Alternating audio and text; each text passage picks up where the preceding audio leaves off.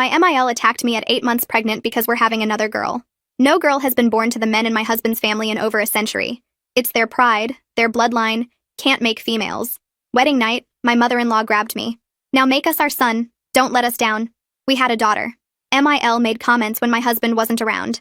Wonder where she got that nose. Not from our side. I kept quiet. She was old, sick. Why ruin their relationship? Second pregnancy, another girl. When we announced it, Mill started sobbing. Not ours.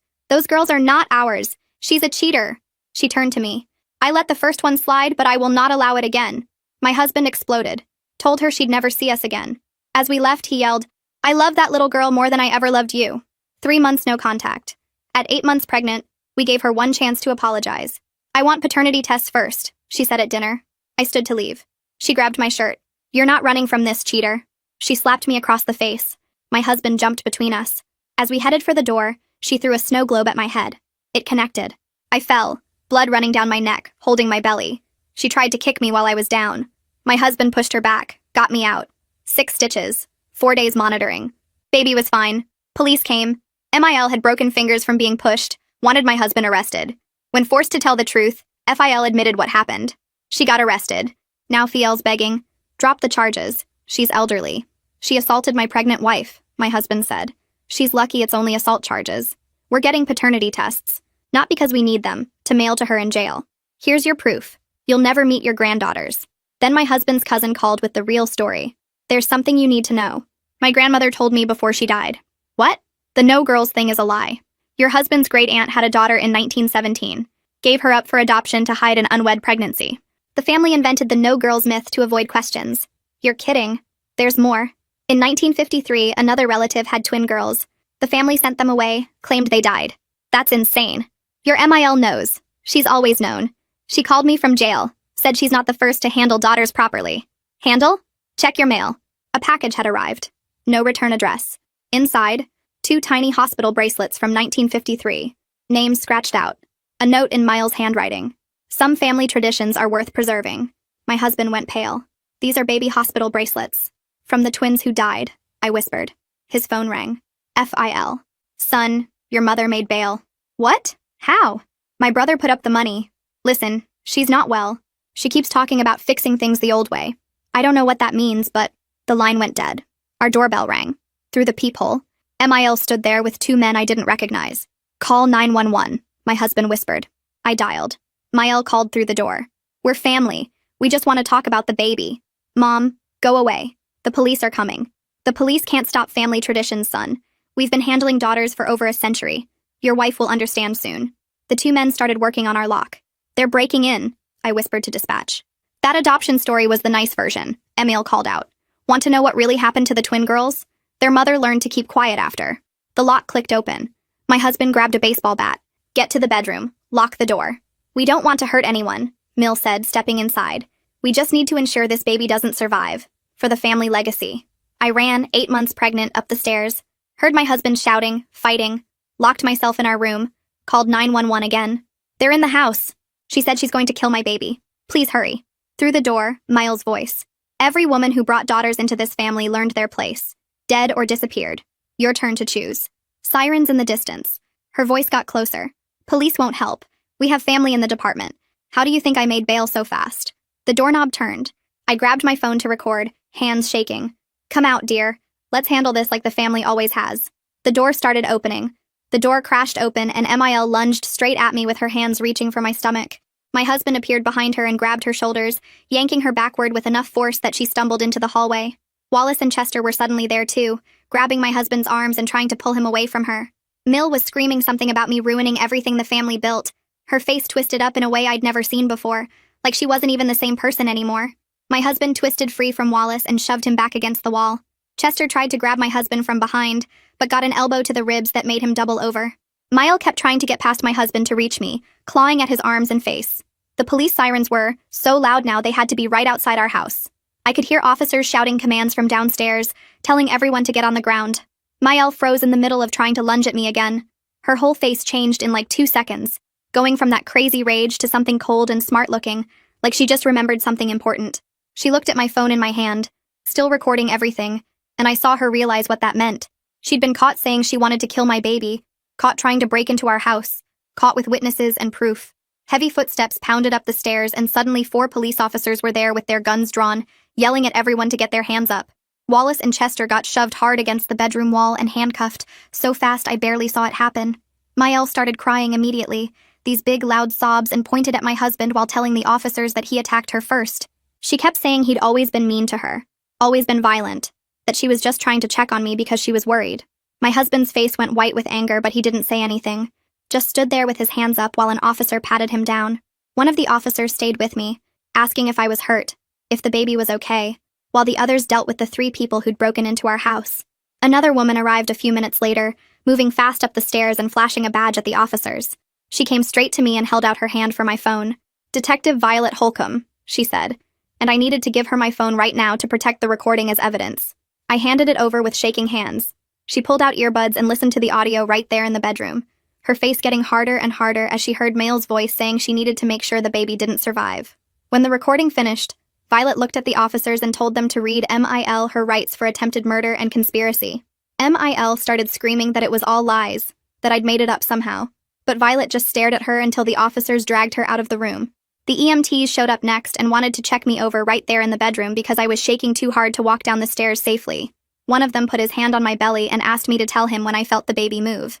It only took a few seconds before I felt her kick against his palm. He smiled and said that was a good, strong kick. Exactly what he wanted to feel. They checked my blood pressure and said it was high, but not dangerous high, just stressed high, which made sense given everything that just happened. The other EMT said they still wanted to take me to the hospital for real monitoring, though, because I was 8 months pregnant, and I'd just been through a physical struggle, and they weren't taking any chances. My husband climbed into the ambulance with me, sitting on the little bench seat and holding my hand so tight it almost hurt. His knuckles were already turning purple and swelling up from fighting off Wallace and Chester. He kept saying he was sorry, that he should have protected me better, that he should have never let them get that close to me. I told him he literally fought 3 people at the same time to keep them away from me and our baby, and that was more than most people would ever do. He started crying then, just quiet tears running down his face while the ambulance drove us to the hospital. At the hospital, they took me straight back to a room and a doctor came in almost right away.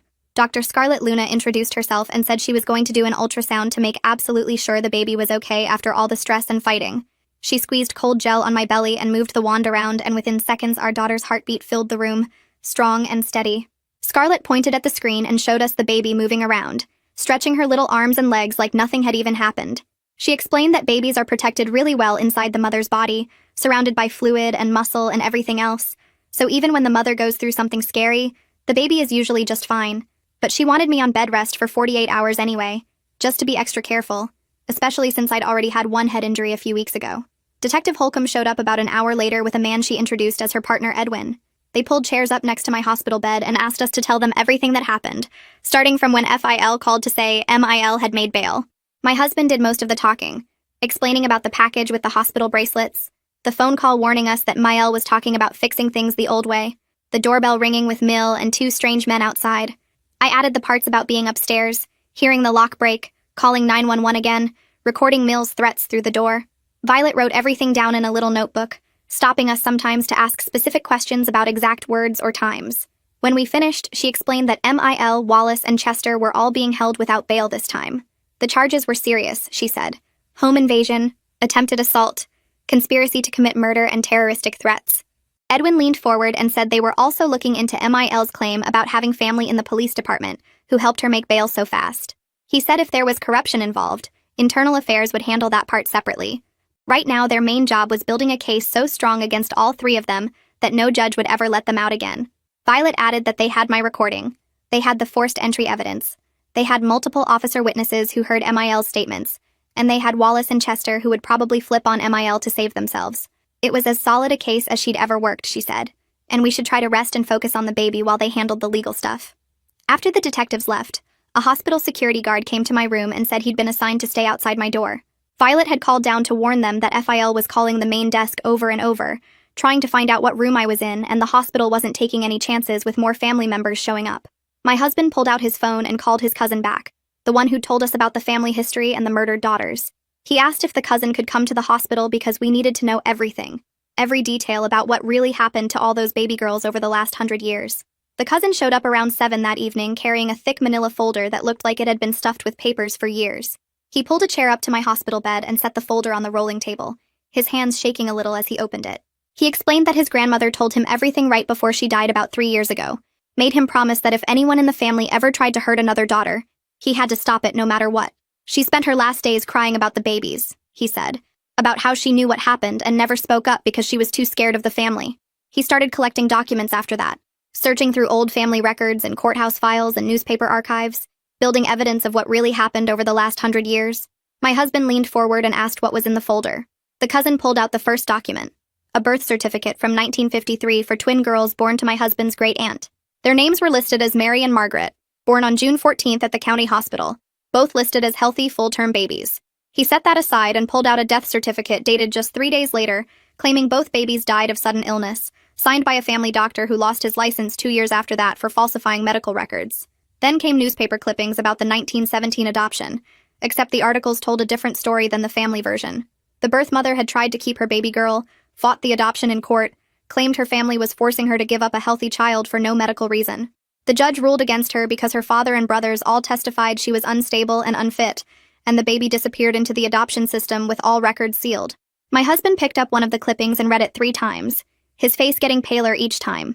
The cousin kept pulling out more papers, letters written between family members in the 1920s and 30s and 40s. One letter from my husband's great-grandmother talked about how to handle the girl problem, suggesting that quick action after birth was easiest because nobody asked too many questions about newborn deaths back then.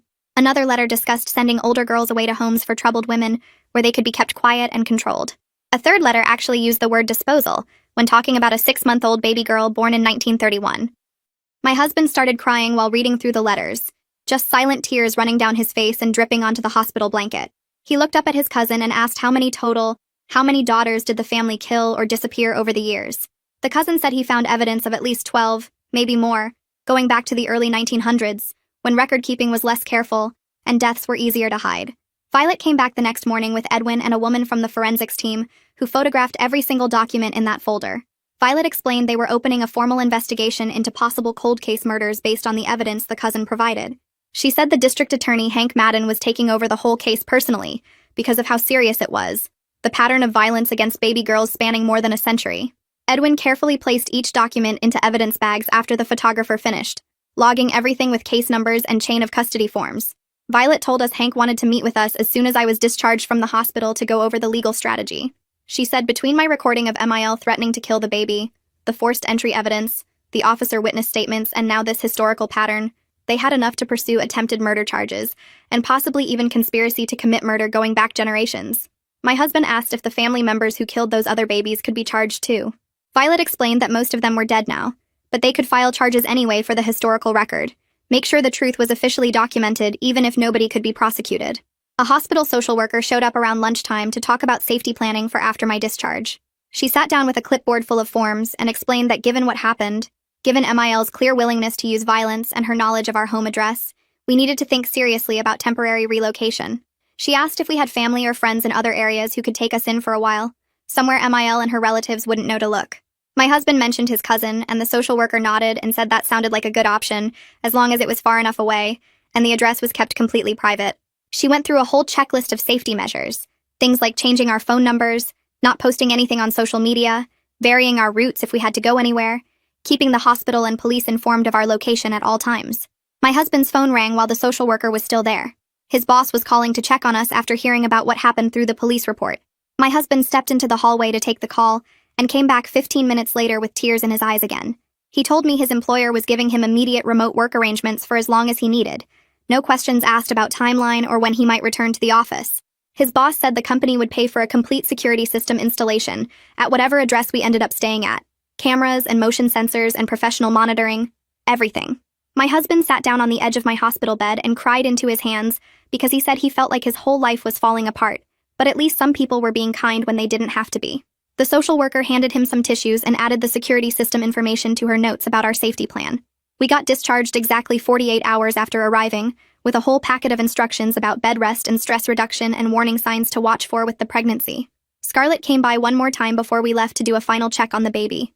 She did another ultrasound and said everything still looked perfect, strong heartbeat and good movement, and the baby was measuring right on track for 36 weeks. She told me to take it easy and avoid any physical stress or emotional upset as much as possible, which felt almost funny given everything that was happening. My husband's cousin met us at the hospital entrance with his car. He had already arranged everything, cleared out their guest room and made up the bed and told his wife we were coming to stay for a while.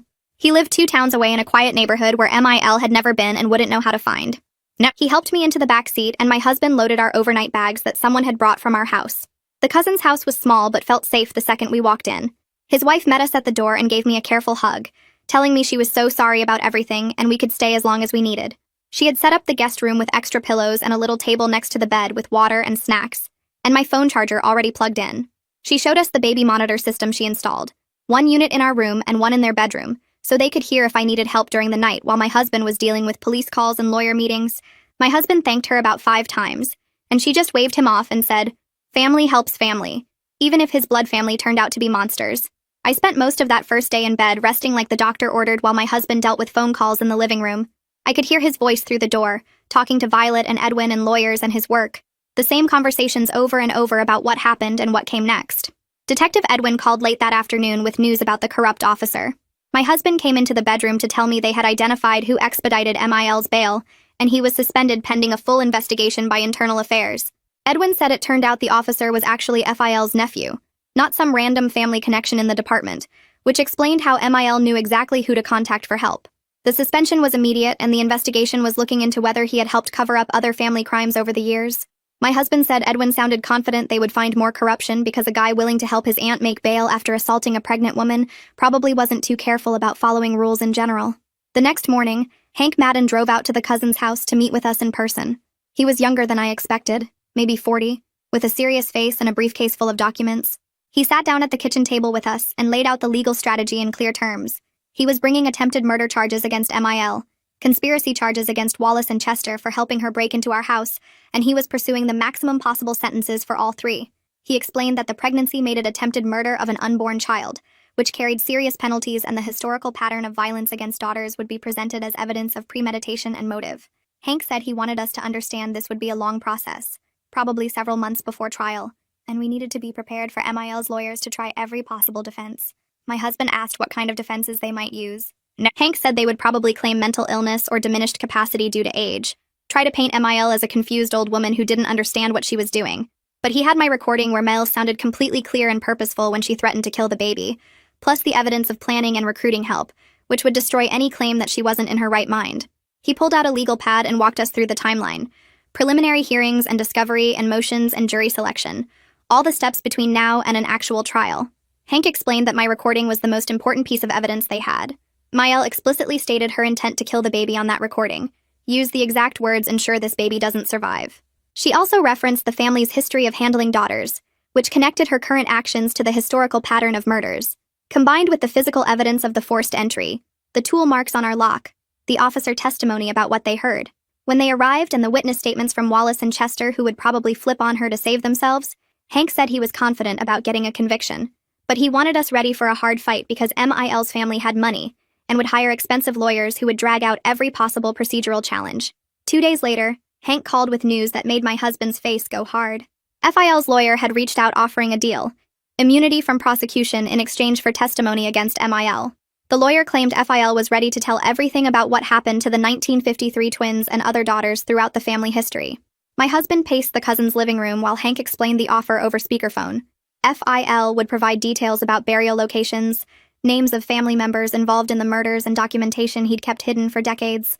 Hank said the prosecutors were interested because FIL's information could help them build cases on multiple cold case murders, but he wanted us to understand this was probably self-preservation rather than genuine guilt or remorse. My husband stopped pacing and stared at the wall for a long moment before responding that he wouldn't speak directly to his father under any circumstances, but the prosecutors could use whatever testimony FIL provided if it helped put Mael away for life. Hank said that was exactly the arrangement he'd recommend, and he'd make sure all communication went through legal channels, so my husband never had to face his father again. After the call ended, my husband sat down next to me on the couch and put his head in his hands. I didn't say anything, just put my hand on his back while he processed what his father's cooperation really meant, that FIL had known about murdered babies his entire adult life and stayed silent until it benefited him legally. The next morning, my husband made arrangements to deal with our actual house since I couldn't go back there yet. He called a locksmith and scheduled a complete rekey of every door and window lock, then contacted a security company about installing cameras and motion sensors throughout the property.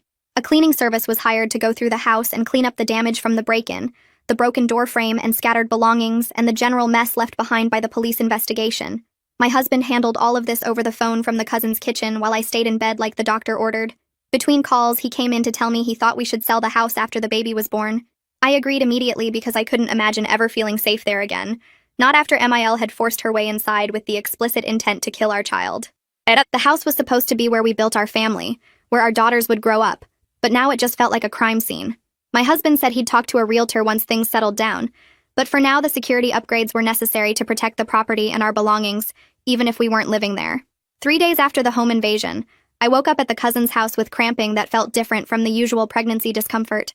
I tried to ignore it and went back to sleep, but an hour later the cramping turned into actual contractions. My husband was already awake and noticed me breathing through the pain. He timed the contractions for 20 minutes, and when they stayed consistent at 7 minutes apart, he called Dr. Luna's emergency line. She told us to come to the hospital immediately because at 36 weeks the baby was early enough to need monitoring, but developed enough to be healthy if labor continued. The drive to the hospital felt surreal. My husband gripping the steering wheel too tight while I focused on breathing and trying not to panic about having the baby 4 weeks ahead of schedule. Dr. Luna met us in the labor and delivery unit and examined me right away. She explained this was likely stress-induced labor, that my body had been through so much trauma in the past week that it triggered early delivery, but she assured us the baby was developed enough to handle being born now. They hooked me up to monitors that showed the baby's heartbeat strong and steady, even as my contractions got closer together. Dr. Luna said she'd monitor everything carefully and intervene if necessary, but for now it looked like we were having a baby today whether we were ready or not. Labor progressed faster than expected, probably because this was my second delivery and my body knew what to do. 6 hours after we arrived at the hospital, our daughter was born weighing 6 pounds 2 ounces, perfectly healthy despite being 4 weeks early. The nurses placed her on my chest and she let out a strong cry that made my husband start sobbing. He stood next to the bed with tears streaming down his face, reaching out to touch her tiny hand. When the nurses took her to clean her up and check her vital signs, my husband followed them across the room like he couldn't bear to let her out of his sight. After they confirmed she was completely healthy, just a little small, they brought her back wrapped in a hospital blanket. My husband held her for the first time and whispered that she was wanted and loved and would never have to hide who she was. He told her she was perfect exactly as she was, that being a girl made her special and important, not something shameful that needed to be erased. I watched him cradle our daughter and promise her a life free from the hatred and violence that had defined his family for generations. Later that day, after I'd rested and the baby had nursed successfully, we talked about names. My husband said he wanted to name her after his grandmother, the woman who told the cousin the truth on her deathbed. He explained that his grandmother had tried to stop the family pattern, even though it took her entire life to find the courage, and she deserved to be honored for breaking the silence. I loved the idea of giving our daughter a name connected to the one person in his family who'd done the right thing. We filled out the birth certificate paperwork with her name written clearly, a tribute to the woman who'd helped save our lives by telling the truth before she died. The hospital assigned extra security to our room because Hank had warned them about potential threats. He'd learned that FIL was making statements about wanting to meet his granddaughter before he died, using his age and health as justification for why we should allow visitation. My husband told the nurses that his father was absolutely not welcome under any circumstances, and if FIL showed up, we'd get a restraining order immediately. The nurses noted it in their system and assured us that no one would get past the security desk without our explicit approval. A guard was stationed outside our door around the clock, which should have felt like overkill, but actually made me feel safer given everything that had happened. On our second day in the hospital, Violet came by with news that actually made us both smile for the first time in days. Wallace and Chester had both agreed to plea deals in exchange for testifying against MIL. They'd provided detailed statements about how MIL recruited them, claiming we were abusing her, and she needed help rescuing her son from a dangerous situation. Wallace told investigators that MIL had approached him at a bar where he worked security, spinning a story about her daughter-in-law holding her son hostage and threatening to hurt the baby. Chester had a similar story, that MIL found him through a mutual acquaintance and convinced him she was a desperate grandmother trying to save her family. Both men now admitted they should have questioned her story more carefully, especially when she started talking about ensuring the baby didn't survive, but they'd believed her initial claims about abuse. Violet explained that their testimony would be crucial because it proved MIL's premeditation and her explicit statements about intending to harm the baby. The plea deals meant Wallace and Chester would serve reduced sentences for home invasion and conspiracy, probably 8 to 10 years each depending on their prior records, but they'd be convicted felons with significant prison time. Requested Reds is on Spotify now. Check out link in the description or comments. More importantly, their cooperation provided prosecutors with additional evidence showing MIL had planned the attack carefully, recruiting help and lying about her motivations to get people to assist with breaking into our home. Violet said Hank was confident their testimony combined with my recording would make MIL's conviction almost certain, and the historical pattern of violence would push for maximum sentencing. We were discharged from the hospital after 3 days with a healthy baby girl who'd passed all her health checks despite being early. The cousin picked us up and drove us back to his house, where our older daughter was waiting to meet her little sister. She'd stayed with the cousin's wife during the delivery, and they'd prepared her by explaining that the baby came early, but was perfectly fine. Our older daughter approached the car seat carefully, eyes wide with fascination at the tiny baby sleeping inside. She asked 100 questions about when her sister would be big enough to play, whether she could hold her, why she was so small, what her name meant, if she could help feed her. My husband answered each question patiently while carrying the car seat into the house, and I watched our older daughter follow him like she was afraid to let the baby out of her sight. Inside, the cousin's wife had set up a bassinet in our room and stocked it with diapers and supplies. Our older daughter wanted to sit next to the bassinet and watch the baby sleep, so we pulled a chair over and let her stay there while we unpacked the hospital bags. She kept reaching out to touch her sister's hand, whispering that she was going to be the best big sister ever and teach her everything important. Watching them together made me cry, thinking about how close we'd come to losing this, how MIL had tried to prevent this exact moment from happening. But here we were, both daughters healthy and safe, starting a life that had nothing to do with my husband's toxic family, and everything to do with the family we were choosing to build together. The next day, a massive gift basket arrived from my husband's employer with a card signed by everyone in his department. The card had messages written all around the edges saying they were thinking of us and supporting us through everything. My husband opened it in the cousin's kitchen and just stared at all the signatures for a long time before he started crying. His boss had written a note at the bottom saying they'd set up a meal train to bring us dinner every night for the next month so we wouldn't have to worry about cooking while dealing with a newborn and everything else. I cried too because we'd felt so alone and cut off from normal human kindness for so long. It felt weird that people we barely knew were being nicer to us than my husband's own family had ever been. The cousin's wife helped us set up a calendar to track who was bringing food each night, and made sure they all had the correct address since we weren't at our regular house anymore. That afternoon, Hank called with an update that made my stomach drop. FIL's testimony had led investigators to 3 potential burial sites on the family property, where he claimed his mother and grandmother had buried infant daughters over the decades. Forensic teams were getting ready to excavate once they got the proper warrants, and brought in cadaver dogs to confirm the locations.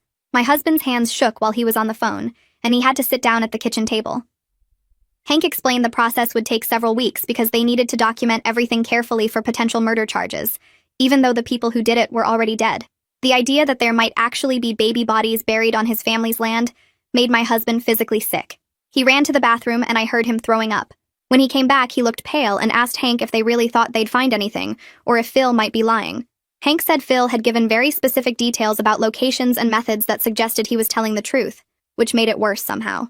2 weeks later, Hank called again. The forensic teams had discovered remains at 2 of the 3 sites. My husband answered the phone and I watched his face go white as Hank explained what they'd found. DNA testing would take months to confirm identities, but the preliminary evidence suggested the remains were consistent with infant females from the 1950s timeframe. That meant FIL had been telling the truth about at least some of the family's crimes. There were actually dead babies buried on the property, babies who'd been killed just for being girls. My husband hung up and sat on the couch staring at nothing for almost an hour. Our older daughter asked him why he looked so sad, and he told her he'd just learned something very bad about his family from a long time ago. She climbed into his lap and hugged him, which made him start crying again. That night he couldn't sleep, and I found him sitting in the nursery watching our baby daughter sleep in her bassinet. He whispered that he couldn't believe his own grandmother and great-grandmother had actually murdered babies, that it wasn't just family stories or exaggerations, but real, actual murders. Around the same time, Neil's lawyer tried to argue that she was mentally unfit to stand trial because of her age and possible dementia. Hank told us about it over the phone and said he wasn't worried. He'd already brought in psychiatric experts who evaluated MIL thoroughly and determined she was completely competent and had been acting with clear premeditation and intent. The evaluation showed she knew exactly what she was doing when she came to our house and tried to hurt me and the baby. Her memory was fine, her reasoning was clear, and she understood right from wrong. She just believed killing daughters was the right thing to do for the family. The mental fitness defense was destroyed before it even really started. Hank said the evaluation actually helped the prosecution because it proved MIL was dangerous in a calculated way, not just confused or sick. A few days after that, we got a letter forwarded from our old address. It was from someone named Margaret who said she was the granddaughter of the 1917 adoption daughter. She'd found us through news coverage of the case and wanted us to know that her grandmother had lived a good life with her adoptive family, but her grandmother had always wondered about her birth family and died never knowing the truth about why she was given up. Margaret included a photo of her grandmother as an old woman, and I stared at it for a long time. She had the same nose as our older daughter, the same smile. My husband looked at the photo and started crying again because it proved his family had been lying about everything for so long. We called Margaret back and arranged to meet her at a coffee shop halfway between our towns. When we walked in with our older daughter, Margaret stood up and gasped. She looked at our daughter and then at the photo she'd brought of her grandmother, and you could see the family resemblance immediately. Same nose, same smile, same way of tilting her head when she was thinking. Margaret started crying and said it was like seeing a ghost of her grandmother as a child. She told us her grandmother had been happy with her adoptive parents, but always felt like something was missing, always wondered why her birth mother gave her up. Now Margaret understood it wasn't a choice. It was the family forcing it to hide an unwed pregnancy and maintain their lies about not having daughters. Meeting her felt strange and sad and good all at the same time. She looked remarkably like our older daughter, which proved she was definitely part of the family bloodline despite Mill's claims that daughters couldn't come from their side. The genetics didn't lie even if the family did. Margaret asked if she could stay in touch with us and meet both our daughters as they grew up, and we said yes because she was the only decent connection to my husband's family history that existed. 2 weeks after our baby was born, the preliminary hearing happened at the courthouse. My husband went while I stayed home with both girls.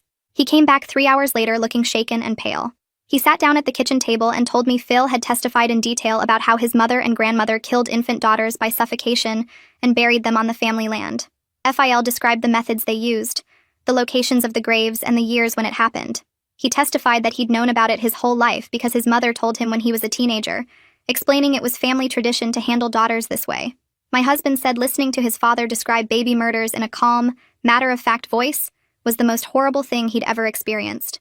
Phil's testimony revealed that the whole no girls mythology was deliberately created in the 1920s to explain why daughters kept disappearing from the family. The family elders decided it was better to claim genetic impossibility than risk questions about missing babies. They spread the story at family gatherings, told it to neighbors and friends, and eventually everyone just accepted it as fact. By the time my husband was born, the mythology was so established that nobody questioned it anymore. It became family pride instead of family shame, this idea that their bloodline was so strong and male that it couldn't produce females. The truth was they'd been producing females all along and killing them. During Phil's testimony, Mill's reaction was caught on the courtroom cameras. She started screaming at Phil that he was betraying everything they built together. She yelled that he was weak and pathetic for telling the truth, that he should have protected the family legacy no matter what. The bailiffs had to remove her from the courtroom while she was still screaming at him. Hank told my husband later that her outburst actually helped the prosecution because it showed her complete lack of remorse and her view of the murders as justified family tradition rather than crimes. After the hearing, the judge denied bail again and ordered Mil to undergo psychiatric evaluation at the state facility. The evaluation took a week and confirmed everything we already knew. She was competent and understood what she'd done, but she genuinely believed killing daughters was necessary to preserve family honor. The psychiatrist's report said she showed no remorse, no understanding that her beliefs were wrong, and posed an extreme danger to any female children in the family. The evaluation concluded she would absolutely try again if given the opportunity, which made her too dangerous to ever release. 2 weeks after the evaluation, we started seeing a therapist who works with families dealing with cult-like thinking and abuse. Her office was small and comfortable with soft chairs and toys in the corner for kids. She explained that Mil grew up hearing this mythology about no girls being born and truly believed daughters brought shame to the family. It didn't excuse what Mil did, but it helped us understand how deep the belief went. The therapist said Mil wasn't crazy in the legal sense. She was brainwashed by generations of family lies and violence. Our older daughter started having bad dreams about a scary grandma, even though she wasn't there when Mil broke into our house. She would wake up crying and asking if the mean lady was coming back. The therapist told us that kids pick up on their parents' stress even when we try to hide it. She suggested family play therapy where our daughter could act out her fears with dolls and toys. We went twice a week, and slowly our daughter started sleeping better. Meanwhile, Hank called with news about a plea deal. The prosecution offered Mil life in prison with a chance at parole after 25 years if she pled guilty to attempted murder and conspiracy. Her lawyer told her to take it because the evidence against her was overwhelming. Mil refused. She told her lawyer she did nothing wrong and demanded a trial because she wanted to prove daughters shouldn't exist in their family. Hank said her refusal actually helped our case because it showed she had zero remorse and still believed killing babies was justified. The trial got scheduled for 3 months away. Hank explained this was faster than normal because the judge understood the urgency with our baby's safety and the historical pattern of violence. Plus, the evidence was so strong that both sides needed less time to prepare than usual. During one of our therapy sessions, my husband and I realized we couldn't keep living in the house where Mil attacked us. Every time I walked past the bedroom where I hid while she tried to break in, I felt sick. We decided to sell and move somewhere his extended family didn't know about. The realtor we found was really understanding when we explained we needed good security and total privacy. She showed us houses in a town 40 minutes away and found a perfect place with a gated entrance and new locks on every door. We made an offer the same day. Moving into the new house felt like starting over completely. My husband and I painted the nursery together in soft yellow and hung pictures of flowers on the walls.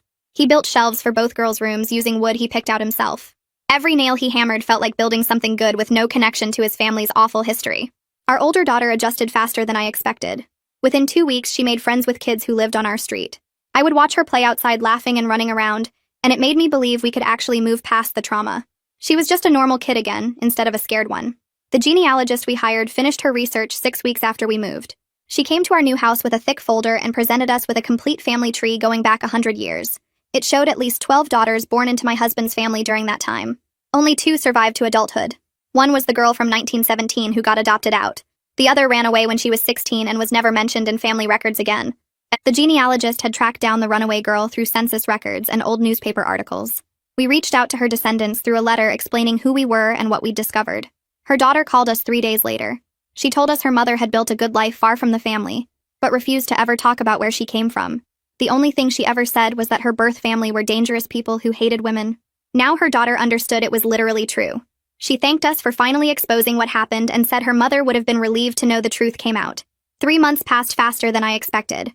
Our baby was growing and healthy, and our older daughter was thriving in her new school. Then Hank called to say jury selection was starting the next week. He explained he was being careful to screen for jurors who could handle disturbing content about violence against kids. He needed people who would understand that the historical pattern mattered, even though the main charges were about the attempted murder of our baby. He walked us through what to expect, and promised he had built the strongest case possible. The trial was finally beginning, and we were as ready as we would ever be.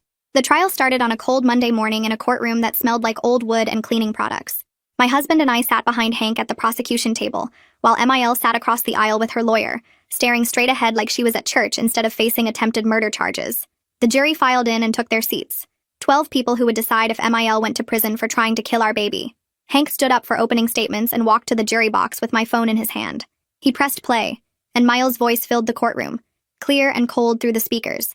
Every word she said that night came through perfectly. Her threat to kill the baby, her statements about family tradition, her claim that she was handling things the way the family always had.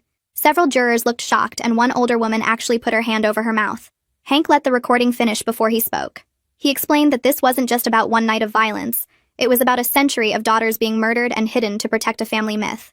He told them they would hear testimony about infant remains found buried on family property, about historical documents proving the pattern, about 3 people breaking into our home with the specific goal of ending my pregnancy. Mill's lawyer objected twice during the opening, but the judge overruled both times because Hank was just outlining what the evidence would show. The next day, I took the stand and my hands shook, so bad I had to grip the armrests to keep them still. Hank asked me to describe the comments MIL made during my first pregnancy, and I told the jury about her questioning my daughter's nose, her hints that the baby wasn't really from their family. Then he asked about the second pregnancy, and I walked them through MIL's breakdown when we announced another girl, her accusations of cheating, the escalating threats. I described the restaurant assault in detail, the slap across my face, the snow globe hitting my head, MIL trying to kick me while I was on the ground protecting my belly. Several jurors were taking notes, and I could see their faces getting more serious as I talked. Then Hank asked about the home invasion, and I explained how terrified I felt locked in that bedroom, 8 months pregnant, listening to MIL threaten to kill my baby while she tried to break down the door. The whole time I testified, MIL stared at me with this look of pure disgust on her face, like I was something dirty she'd stepped in. The jury noticed. I saw 3 of them glance at her, and then look away quickly, and one man actually frowned at her reaction. When the defense lawyer cross-examined me, he tried to suggest I was exaggerating because I was upset, but Hank objected and reminded everyone that I had recordings and medical records proving everything I said. My husband testified right after lunch, and he looked exhausted before he even started talking.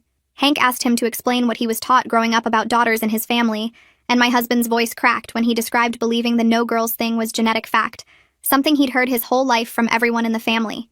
He told the jury about his pride when our first daughter was born, how he thought we'd beaten some kind of genetic odds, and then the confusion when his mother started making those comments. When Hank asked about discovering the truth, my husband broke down describing the moment he realized his family had been murdering baby girls for generations and his mother knew about it the entire time. He talked about the horror of learning that daughters weren't impossible, they were just killed, and how that knowledge changed everything he thought he knew about his family. Mill's lawyer tried to paint my husband as biased and emotional, but it backfired because the jury could see he was genuinely devastated by what his family had done. The cousin came next with his folder of documents, and he was calmer than I expected, like he'd been preparing for this moment since his grandmother died. He described her deathbed confession in detail, how she cried while telling him about the twin girls, and begged him to stop it if it ever happened again. Hank had him walk through each document: the birth certificates that proved the twins existed, the newspaper clippings about adoptions that were actually forced separations, the letters between family members discussing how to handle the girl problem. When the cousin read parts of those letters out loud, 2 jurors were visibly crying, and one woman looked like she might be sick. The letters were specific about methods and burial locations, written in casual language like the writers were discussing gardening instead of infanticide.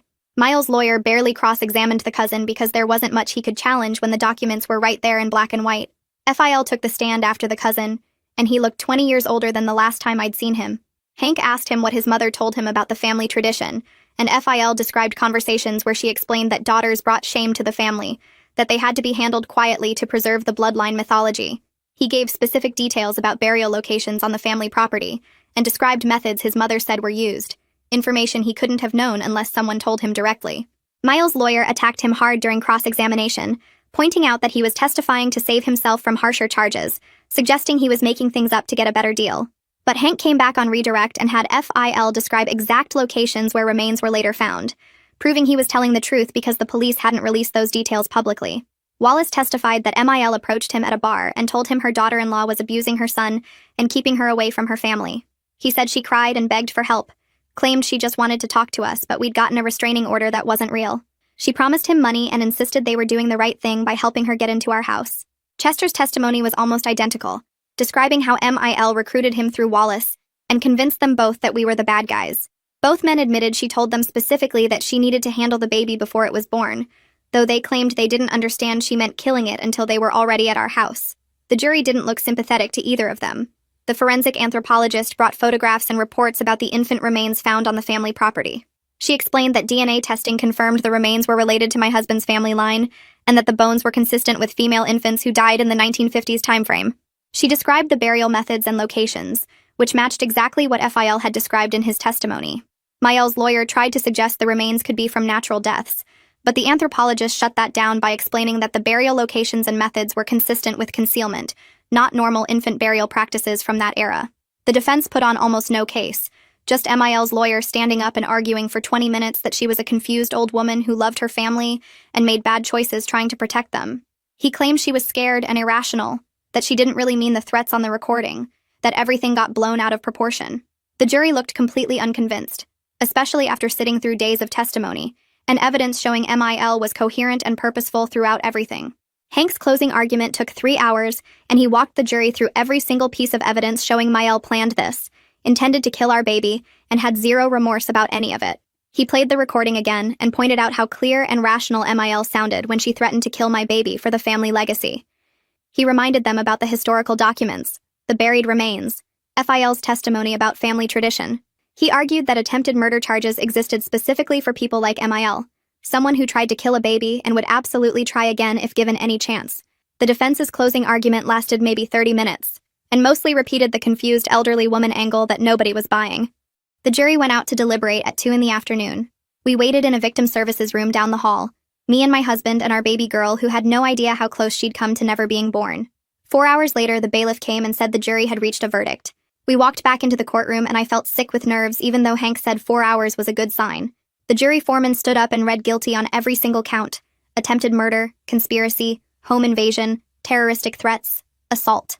Miel didn't react at all, just sat there staring at nothing while the judge polled each juror individually to confirm their votes. My husband grabbed my hand and squeezed it so hard it hurt, but I didn't care because it was finally over. Sentencing happened 2 weeks after the verdict, and we were back in the same courtroom with the same judge.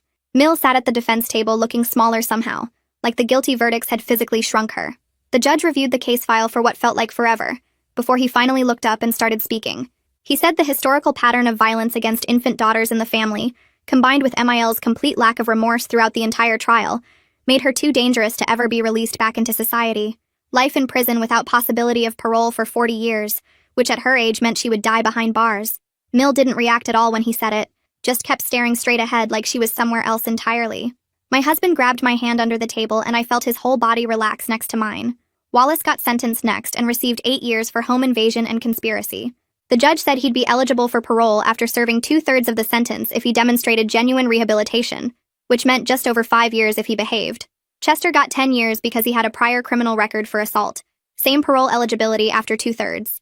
Both men looked relieved compared to what MIL got, and Wallace actually apologized to us when the judge asked if he had anything to say. Chester just nodded and said he made a terrible mistake trusting MIL. Hank told us afterward that FIL was charged as an accessory after the fact for helping MIL make bail when he knew she intended to harm us. FIL took a plea deal the following week and got 5 years probation plus mandatory counseling. Part of his deal required him to testify in any future cases related to the historical murders, which Hank said was important for the cold case investigation. That investigation wrapped up about a month later, with the district attorney filing murder charges, posthumously against MIL's mother-in-law and grandmother-in-law for the deaths of at least 6 infant daughters. Hank explained that even though they were dead and couldn't be prosecuted, the official charges provided closure and created a historical record of what really happened to those babies. The forensic team had found enough evidence at the burial sites to confirm the deaths weren't natural or accidental. We decided to hold a memorial service for all the lost daughters once the investigation concluded. It was small, just us and the cousin and his wife, plus the granddaughter of the 1917 adoption and some relatives from the runaway daughter's family. We planted a flowering cherry tree in our backyard and installed a bronze plaque at its base listing every daughter's name we'd been able to identify through the genealogy research and historical records. 12 names total spanning over a century of family history. The 1917 descendant brought flowers and photos of her grandmother, who had lived a good life, but never knew why she'd been given away as a baby. The runaway daughter's son talked about how his mother refused to ever speak about her birth family, except to warn him that some bloodlines carried darkness. Standing there with all those people who shared my daughter's DNA felt surreal, like we were reclaiming something that had been stolen and buried for generations. 6 months after the trial ended, our older daughter asked why we didn't see Grandma anymore.